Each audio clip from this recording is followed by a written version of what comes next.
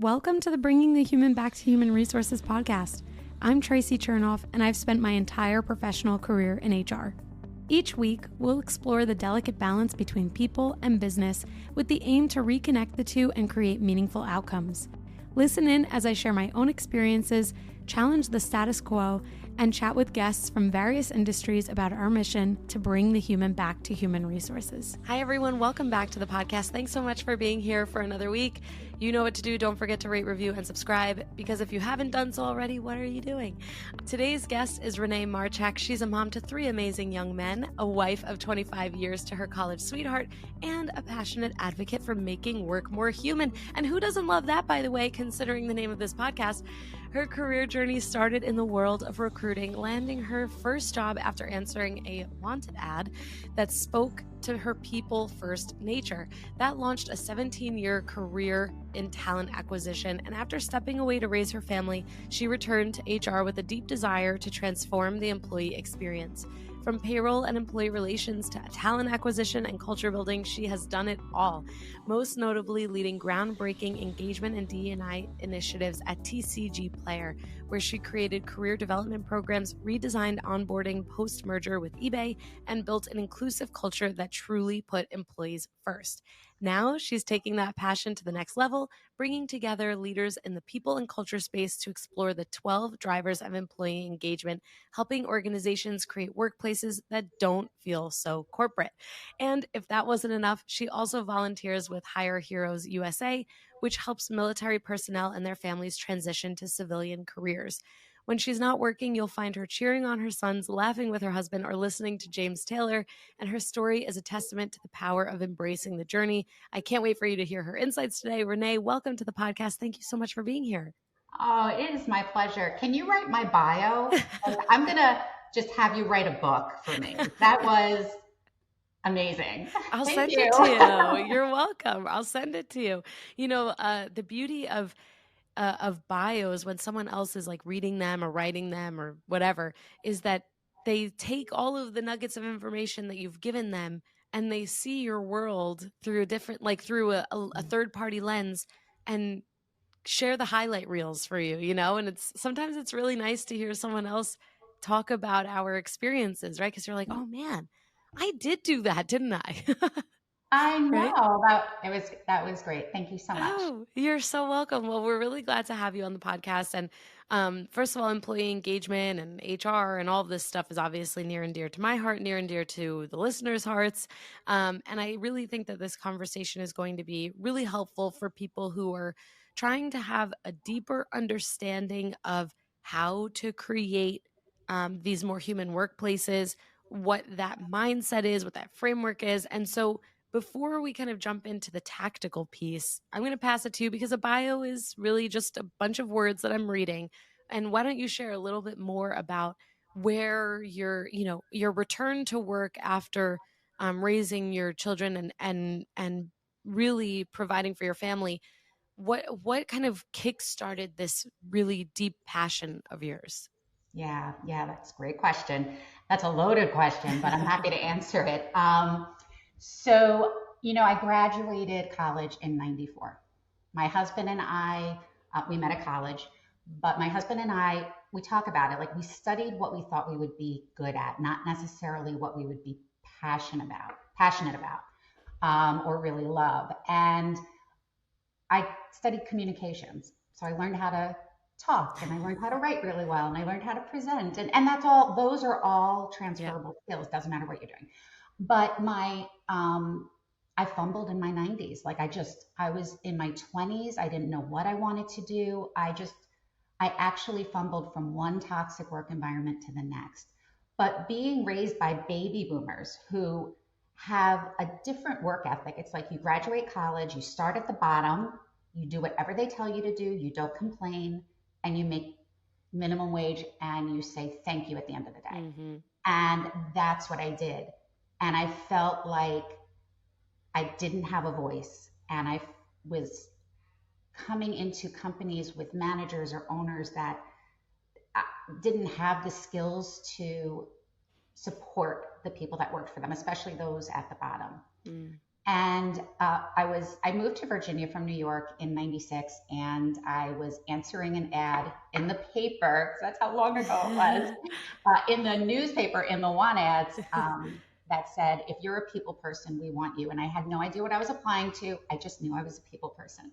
So I applied, and it ended up being an ad for a recruiter position at, I don't even know if they call it this anymore, a headhunting agency. So I Yeah, became they a do call it headhunter. that. They Yeah. still call it that? Okay. Yeah, they do. I, At least in my generation, oh, they okay. do. I know, talent acquisition is what they say in within the corporation, but Yeah. and I I felt like I found my calling right then and there. And I worked for 17 years. I was working in agencies. I worked internally in corporations, and I loved it. But then I did take some time away within the 17 years to to raise my boys. I was at home for about 7 years. But Wow. I knew when I went back into the workforce, to your point, I wanted to really learn all the different facets of human resources. And I was lucky enough to find opportunities to do that. I started with a home health care agency, Mm. credentialing nurses and home care, home health aides. And then I went into, I answered an ad on, God, what was it? Monster. They were Oh, looking yeah. for, yeah, they were looking, this family owned business was looking for an HR coordinator. And I came in, this place was wonderful. I'll say who they are. Ton Welding Supply. They're in Syracuse, New York. And this was a company, is a company that it is a family owned business, and this company treats its employees like family. So I always say it's family owned business that treats its Yeah. employees like family from the owner down. And I know that Mark Hahn's sons have taken over the business, and they are continuing his legacy of generosity and kindness. And I've How seen, wonderful. I have seen this company do things for people that they never take credit for, but have changed lives. And I loved working for them. I was able to actually build their first real like HR department. And it was such a pleasure. And it was really my first exposure to working for owners and leadership that really cared. I mean, there was a gentleman who worked there for 45 years, started out sweeping Wow. floors, and retired as the vice president of Wow. technology. Wow. So I was there for a great 7 years. I was doing pretty much all facets of HR. God bless you. And that is what really inspired me to want to continue working in being able to lift up workplaces, lift up employees, and really get to the heart of what it is that drives retention, drives productivity. Um, I left I left Han Welding Supply not because I didn't love my job there, because I did, but I really wanted to hone in on culture, and I really wanted to hone in on things like professional growth and career development. And I needed to step away from a management role in order to do that, and I was okay with that. So I then Yeah. went to work for TCG Player. TCG Player is a company that is in Syracuse, New York, and they are kind of like the e-commerce company for trading cards like Pokemon and TCG, and I'm Cool. sorry, and Magic the Gathering. Oh, And it was the first time I was able to work in a space where I could help employees internally with their professional development, and I was able to also do some amazing incredible work.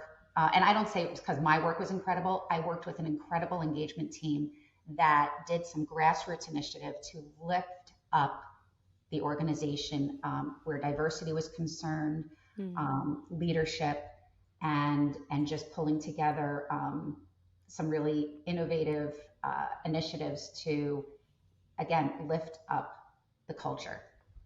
How So amazing. yeah, it was wonderful. Unfortunately, last April, my team was laid off. We were acquired by eBay, and usually HR departments are the first to go. My team was laid off. eBay took great care of us, great severance, hooked us up with outplacement services. I have no gripes. So But that's what Great. led me to want to start my own business. And And here you are, here almost a I year later. am. You did it. Sometimes you're thrown in, not to make light of a layoff, because certainly there's nothing light about that. But I wonder, like, do you think you would have started your business the way that you did, or with the intentionality that you did, if you weren't laid off? Or do you think you would still kind of be there if they didn't make that I thought I decision was for going to you? retire from Oh, TCG wow. Player. I Wow. loved working there. Wow. I had a manager who 15 years my junior and was one of the most instrumental leaders I have ever worked for. Wow. I She literally said to me from day one, I want to see you shine and I want to align you with projects that allow you to demonstrate your superpowers. I mean, it Amazing. doesn't get better than that. And Yeah. I was able to work on some incredible, meaningful projects. I was able to start their diversity appreciation committee, and I was able to uh, launch. I was instrumental in launching their first ERG program and Fabulous. executing the initiatives around that. It was incredibly rewarding. So I love that I had the experience and it inspired me to continue that work. And so it's interesting. I had a choice where I could go into business and try to market myself as this, subject matter expert in employee engagement and experience. And while I believe I'm good at what I do, there are so many brilliant, amazing people like you who are out there doing the same thing. And something you should know about me is I'm not competitive. I don't like competition. I'm more the cheerleader. But something that I enjoy even more is connecting people and learning from people. And I thought, I'm not gonna sit in the rat race. If you were to say to me, why should I hire you to help us with our engagement strategy? I would say, because we connect, you and I connect, right? Mm, I could be the best at what I do, but if you and I don't connect, it's not going to work. There's other people out there right. that could do it better than me, but if you don't connect with them, it's not going to work. So I Yeah, totally. decided I became sort of fascinated with community and cohorts and masterminds, and I thought, why not bring some brilliant minds together, all of us, so that we can learn from one another, so that we can collaborate with each other. And that's what I launched yesterday. We had our first meeting with the engagement drivers for employee happiness mastermind, and it surrounds these engagement drivers that really help us strategize around what is it that connects and commits employees to the work that they are doing. Anywhere from, is it trust in manager? Is it confidence in leadership? Is it uh, your physical or psychological work environment? What is that? Are those elements that speak to you? And each week we take a different driver of engagement. We explore it together. We brainstorm solutions. We help solve challenges and problems. And I think we're off to a great start. We have a great group. Sounds like it. I mean, the mission is really a fabulous one. And, going back to what you shared around, making this decision around going into business, and also thinking about how all of this started for you, it's not lost on me that you shared at the beginning that had this fumble in your experience, and you had toxic environment after toxic environment after toxic environment. And then toward the later part of your career, you're having these amazing experiences. And I don't think that's a coincidence. When we experience environments that we really are not happy in, then we obviously hopefully seek out better experiences and better environments. And when I think about now what you're doing in your business, this is you really kind of taking a look at what your experience has been throughout your career and creating a shortcut for people. So and not a shortcut in the sense of like, oh, they're copping out, a shortcut in the sense that they don't have to learn the hard way. That's kind of like why I think, or how I think of my podcast, and also why I think this bringing you on this episode, for example, and having you on as a guest makes so much sense, because we're talking about how listeners can not have to learn the hard way when it comes to driving engagement, creating great cultures, or even experiences for themselves. It's like, and I know Gen Z is very good at saying, oh, well, this environment isn't good for me, I don't really care, in contrast to the baby boomers, for example, and even my generation, the millennials, as well as yours. We have a different understanding because of our parents, and Mm-hmm. Gen Z is like, well, it's not going to work. And I don't really care. I don't really feel bad about that decision to leave and not have anything lined up. I mean, it's such a foreign concept. So for us, on the majority. So all of that to say, here you have the mastermind and what you're doing within your own business. And it really is a jump start. Maybe it's less of a shortcut, more of a jump start for people, so that they don't have to learn the hard way, which I really appreciate. And that leads me to ask, when you are working with folks who maybe want better or want more for their environments, they want to be able to bring diversity, equity, inclusion, engagement, whatever it might be, to their organizations, are there pitfalls that you identify within, you know, maybe some leaders who have deeply held beliefs in what culture should be or engagement should be? Are there pitfalls that people should avoid or like maybe be aware of? Maybe we call them red flags, but I think pitfalls is probably a better term, because it doesn't mean that, like, red flags, I feel like sometimes there's a connotation that you can't change what is a red flag within a business, or a leader. But actually, I think leaders and businesses can change. So anyway, I'll pass to you. Are there pitfalls that you see that people should be aware of?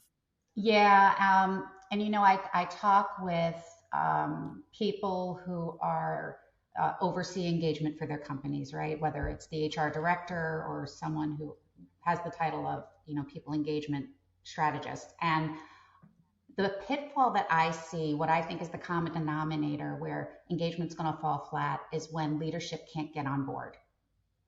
And Mm, um, if you have leaders that are saying, we care about the culture, we want to know how we can improve the culture, but cannot stand behind the strategy, it's going to fall. And it really, everybody's responsible for the culture, right? Everyone has a part in it. It doesn't yep. matter what level you're at. But if you have leadership that is not listening to employee feedback, or even worse, listening to employee feedback and not doing anything about it, it's going to erode the trust that employees have in leadership. And trust in leadership is actually one of the engagement drivers that we explore. And it's Mm, again, it's getting leaders to understand, we need to be able to tie engagement to the engagement strategy to organizational goals. And it starts with surveys, but not just surveys. It's focus groups, it's managers having meaningful conversations with their employees, and then taking that feedback to people who can influence strategy. When it falls flat or falls on deaf ears, people are going to stop taking your engagement surveys. Why should they? And you're mhm. going to start. You've heard the term quiet quitting. People are going to start Yeah. engaging in that quiet quitting. They don't even know that's a term, but they're doing it. Um, so Yeah. I think the biggest pitfall, the biggest red flag, is if either leadership is not actively engaging people in meaningful dialogue about their commitment and their level of engagement, or they are engaging them and then doing nothing with that feedback. That's the biggest red flag, because then you might as well just stop right there. Just stop, Mm, because not even if you put something in place and leadership's not on board, you know. So that's one of the engagement drivers that we explore, is how to get the leadership buy-in and make them understand how important it is to action against this feedback. Something that we did at TCG Player that I loved, was we would analyze the surveys and take that feedback to the managers. We would have separate meetings with each department head. And sure. we would share the feedback. We would share what we called the promoters, meaning this is what you're doing well, and the detractors, this is where you're scoring just a little low. And what we did was encourage them to take the feedback to their team. And instead of saying, hey, this is what we're going to do to make things better, they involved their team in the solution. Here's the feedback we received. How can we make this better? What is it that you need and want? And then let them take the initiative. Put someone on the team in charge of whatever it is, developing recognition program. Put them in a position of leadership and let them own it. That is the best way to get buy-in from your employees. They're giving you the feedback. Now ask them how they want it to be actioned. And you take care of so many engagement drivers when you do that. So that seemed to really help lift, employees' voices, and it helped with retention. And, sometimes even if you can't give employees what they want to feel heard. And when you acknowledge that, and even if you come back to them and say, we can't do that, at least you came back to them and gave them the why. Totally. Oh my gosh, the why is so important. You've touched on a few things that I want to draw out further. One is this engagement driver of trust in the workforce, in the workplace, let's say. Trust is so critical. I was just speaking with another guest. Actually, her episode is probably coming out around the same time as this one, Traci Lalonde, and another Tracy. And we were talking about trust and how important trust is. And that, when people feel and have a sense of trust in the workplace, it kind of just like opens the doors for other things. Like, you really can't talk too much about driving engagement and a positive culture if people don't trust their leadership, especially their leadership. It's way more of a top down thing, I think, than people realize. Like, if someone meaning that trust starts at the top. So if someone doesn't trust their leader, it's not that person, quote unquote, at the bottom. I'm not, take that at face value. It's not someone below the leader who creates the trust. It's the leader who first displays what trust looks like and how one can be trusted. And so that's a whole thing. I totally agree with you. I love that you brought that out. And then the other thing that you mentioned is really around this idea of how people are part of the solution just as much as they're part of the problem. And to me, that is mutual ownership. Mm-hmm. And I really, really, really, really think that mutual ownership is like that thing that hardly anyone ever talks about, that is like the most critical to change management, success in careers, building trust, developing a culture, driving engagement, whatever we want to say, whatever it is, whatever that roadblock is. Like, if a company is hitting hurdles in developing their culture or engagement, there has to be more mutual ownership. There has to be a focus on that. And I love that you talked about this in such a way, because it's that mutual ownership. It's involving the full team that allows for that hurdle to be overcome more quickly. Because sure, like, a company can over time just create trust or, develop a more engaged culture, more diverse environment. But it's going to take a lot longer, because either the people who are not involved are going to just wait for it to happen, or they're going to turn over, or they're just eventually going to be part of the solution. But with mutual ownership, you have everyone coming to the table offering solutions. And as you said, everyone contributes to the culture. So when you have everyone having a piece of the pie, so to speak, and there is a creation of mutual ownership, then the problems are not just leaderships. The problems are not just that one person who is a detractor within engagement within the company. It's everyone's challenge. It's everyone's problem, so to speak. And just the same, it's everyone's solution to find. And I love that. I think this is probably going to be one of the themes of 2025, like with my podcast, because it just kind of keeps coming up naturally. And even when we think about, companies today who are rolling back certain, even with like DE&I, for example, it's like, well, you're making that decision on behalf of everyone. Did you ask your team if that's something that they cared about? Did you Mhm. ask your team? Did you involve your team in what that means to them? Did you take even like a focus group or like a cohort to understand what the impact would be? This is like specifically why I started my podcast, because everyone was talking about making these decisions for Lowe's layoffs, whatever, during COVID, and no one was talking to the impacted person. No one was talking about the person, let alone the impacted person.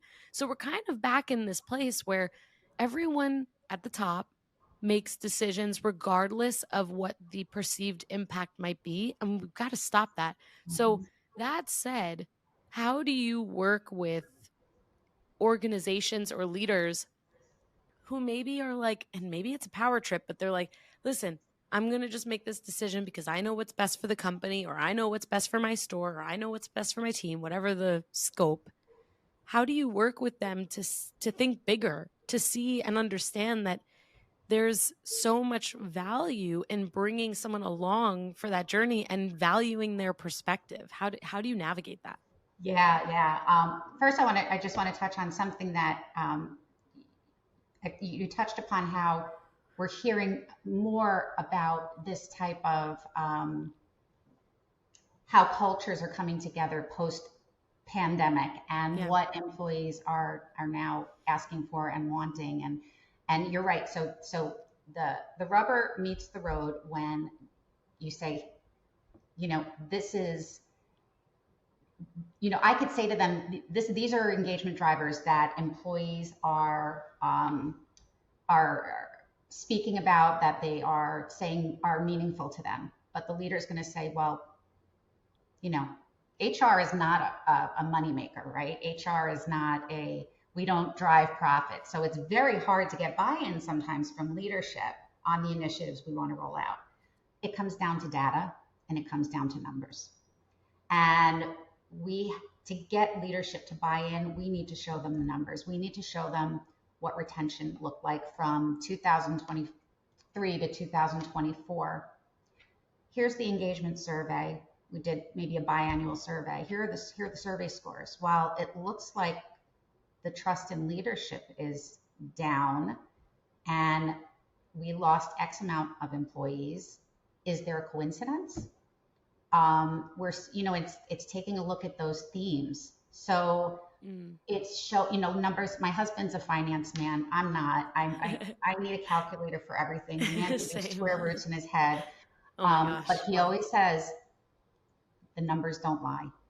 And that's why people analytics has become such a big, I don't know what you want to call it. It's just a huge tool for people in my position to Yeah. help leaders see the impact that engagement has on the bottom line. And that's what we're doing in the mastermind. We could talk about all these great initiatives and brainstorm creative ways to level up engagement. But the bottom line is, how do we tie it to the organizational goals? How do we Yeah. tie it to strategy? And so we really need to brush up on our people analytics. We really Mm. need to be savvy. I'm not an expert. I will be the first to tell you, I am working my way there. I am doing everything I can to become more fluent in that area, but it is crucial. I really Hmm. believe we have to be able to show them the numbers. We have to be able to show them the data. Totally. It's so true. I did an episode on this, I don't know, maybe a couple years ago, a few years ago, about how important it is to be able to showcase the value and within HR, because this idea, this fallacy, let's call it, that HR is a cost center, is like, this is the hill I'll die on. Like, we are not a cost center. We certainly, we get paid. So yeah, there's cost attributed, but we are not a cost center, because HR has become so strategic. We're not like a personnel department where we're like, filing papers away. Like, that's not what this is. Every job that I've held in HR, and I presume also for your experience, has required a level of strategy that is widely misunderstood by organizations, many organizations. And when you are in a company that understands the value of that people strategy and people analytics, as you've said, that's where you move away from this, again, this fallacy that HR is a cost center, and you move into how can we leverage our people team to make better decisions that drive our company forward. And we have to be deeply embedded in that. And, when I think about companies who do see HR as a cost center, they are totally missing out on the opportunity to drive not only their customer satisfaction, but fundamentally their employee satisfaction. Because we know, like, we could think of companies, or maybe even in our own experience, where they're like, oh, HR, like, they don't really matter. And the experience is not good for anyone, because they obviously don't value the people who are hired to focus on what that experience is like for people in the organization. And similarly, or I guess contrastingly, actually, companies that are like, oh, let's figure out, like, can we like organize ourselves in a way that's more efficient? Do we really have open headcount, or do we have underutilized resources?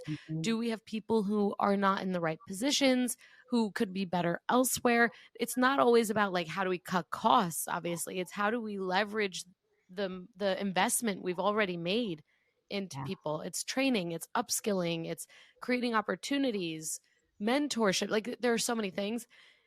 I'm on my soapbox now. Don't stop me at this point. No, I'm with you. I'm with you. And you make so many valid points. And I think some of the frustration that HR leaders feel is, if they're not getting, for instance, like the budget to do some meaningful work, and I've been in those companies, it doesn't mean it has to fall flat. Like, there are some great grassroots strategies, I call it grassroots strategies, that you can explore in order to level up the engagement of your people. For instance, when I started the Diversity Appreciation Committee at TCG Player, what we wanted to do is honor, obviously, all the different cultures that made us this beautiful melting pot.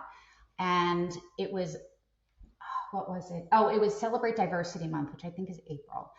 And I was thinking, I didn't have a big budget. I had a little budget, but I was thinking about a way, how can we really truly encapsulate all the different cultures and bring attention to it using like a real life scenario. And I'm obsessed with Broadway, and I'll tell you what the tie-in is. I'm obsessed with Broadway. I did theater my whole life, and I had been listening to a soundtrack from a show called Come From Away.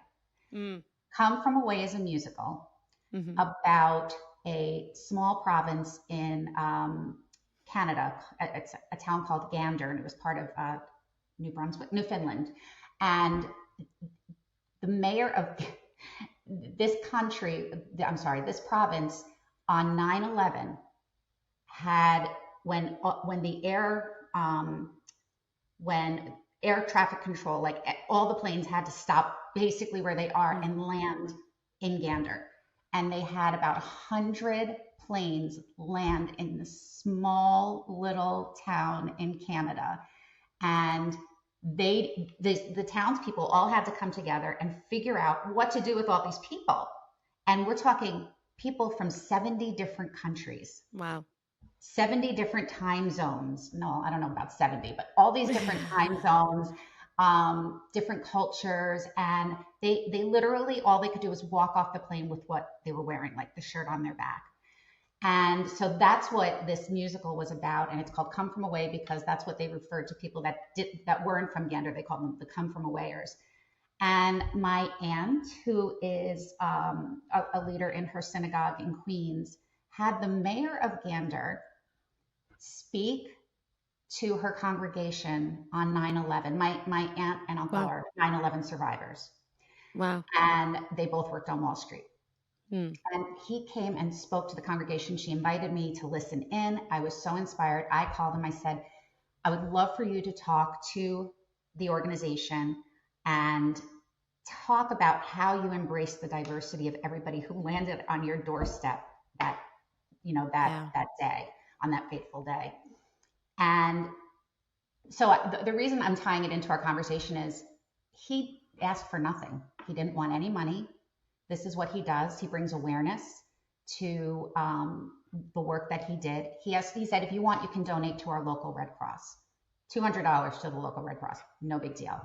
But the impact of his message, what it had on the organization, it brought me to tears. It brought other people to tears. Like in the chat, people were writing, "I'm not crying, you are." And it was such an incredible experience. So, long story short, you don't have to have this massive budget to do meaningful work. I really love this story for so many ways. I just shared I'm Jewish also, so there's always like a nice bonding moment there. But aside from that, I know that musical, and when you put it in that perspective, it definitely changes things for me. And also, as someone who lived through 9/11, being right outside of the city, you obviously shared that, there are survivors amongst your family. I mean, there's something that obviously intrinsically is like really special about that story. And then also for those who maybe were not alive during 9/11, didn't experience it as directly, there's that that other connection to like how we support people regardless of where they're from, regardless of their beliefs, regardless of what they do, and really how we take opportunities to just kind of like wrap arms around people. Like that's really what this is all about. And I love that story, and I love your point that you don't have to have a big budget to make a big impact. You really don't. I've too have worked on teams where like I've gotten no budget or I've had little budget, and it's like, okay, how do you make the most of that? And HR people can be some of the most creative because we really don't. Yeah, right. It's like, what are we gonna do with this? So I just think that's so fabulous, and it's a very heartwarming story. I did get chills. I just didn't want to interrupt you and tell you that I got chills as you were telling it, but I did because it's a great example of how, a team, like we're saying, you don't need to have a big budget to make a big impact. And also that message is displayed when we think about the community being so small, not having the resources or the infrastructure, but opening its doors, so to speak, to hundreds of people, thousands of people. Oh yeah. I'm so sorry. Am I interrupting? No. I just, you know what? It's menopause. I have all of it here, but I can't find the words. Are you kidding? I can barely remember how to speak English these days. No, don't even worry. Don't worry. So, and you don't have to take that out of this spiel. I'm very anyway, I two things that really stood out to me about that story too was one, the mayor, first of all, told every retail owner, you are to stop charging anybody for anything. They can come into your store and get anything that they need free of charge. We'll figure it out later on. Wow. That was one. Two, every house of worship became non-denominational so that someone who is Muslim can go pray in a synagogue. Someone who is Buddhist can go pray in a church. Everything became non-denominational. They had people cooking throughout the night to accommodate the different time zones. There was no stone left unturned. So it was interesting because the feedback we were getting was, okay, I know this is about diversity, but I'm hearing innovation, and it was incredible. But again, like the impact that had, it cost us nothing.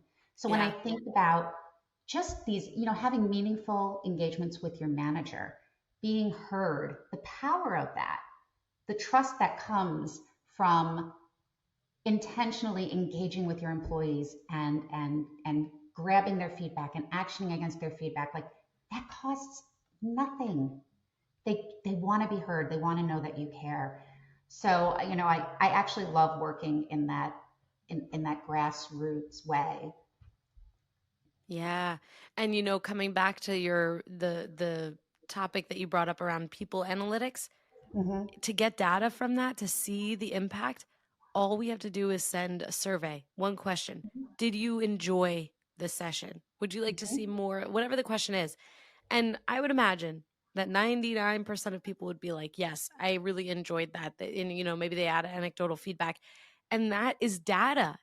that supports having more events like that. It's data. Mm-hmm. And, I think just to kind of close out this thought too, is when it comes to people analytics and data and how we help other business leaders to understand the revenue that HR drives, maybe less directly, but still that what we drive, this data helps. And also any measurement of productivity or happiness is fundamentally something that we in HR can build on or look at as part of our own analytics. And, the happier people are, the more productive they are, the happier people are, the happier your customers are. Exactly. There is a direct line in that. It's so funny because organizations love to say customer comes first. Well, the customer can only come first when we put the employee first in order to put the customer first, right? Like these are all things that we know to be true. Business leaders have always talked about how, happy employees create happy customers. And so it's just a matter of bringing that message home for leaders.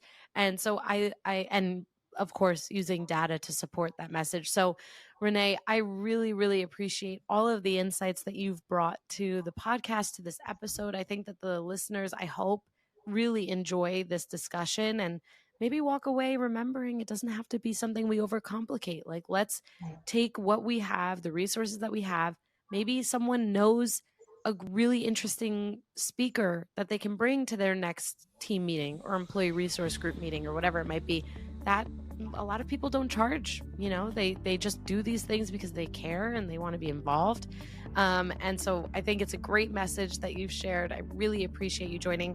Where can the listeners connect with you further, learn more about your mastermind, maybe get involved? Yeah. Oh, thank you. My LinkedIn account, I don't know it off the top of my head. We'll link it, no problem. Yeah, just look up my name. I think I'm the only Renee Marchak. And then my company is Level Up Career Coaching. And so my website is www.levelupcareercoach.com. Level Up Career Coaching was taken, so I had to do it. Level Up Career Coach. I get and it. then, again, just email me at renee@levelupcareercoach.com. Amazing. We'll have all those links for the listeners for ease of use. Thank you so much again. And I really appreciate everything you've shared. Thank you so much, Traci. It's been my pleasure. Hey, just before you go, don't forget to subscribe to this show so that you are the first to hear when an episode drops each week. And maybe leave a 5-star review and a comment about how much you loved this episode. Plus, if you have someone in mind who would really enjoy this episode, make sure you share it with them. Thank you so much for tuning in, and I will see you next week.